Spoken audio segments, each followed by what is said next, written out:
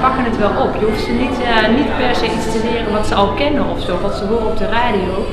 Dus het is juist zo leuk dat je ze dingen kan leren die ze nog niet kennen en dat ze daarvoor openstaan.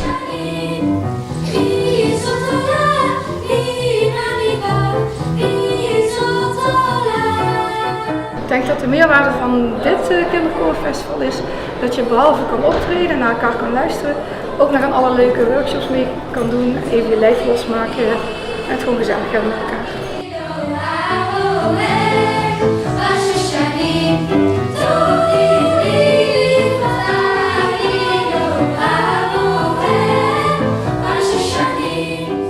Zo'n dag als de meest belangrijk vind ik dat er een uitwisseling plaatsvindt. Dat ze zien dat er zijn heel veel andere kinderkoren. Zij zijn niet de enige. Maar dat ze zien hoe andere kinderen zingen, hoe zij misschien een nadruk op iets anders geven.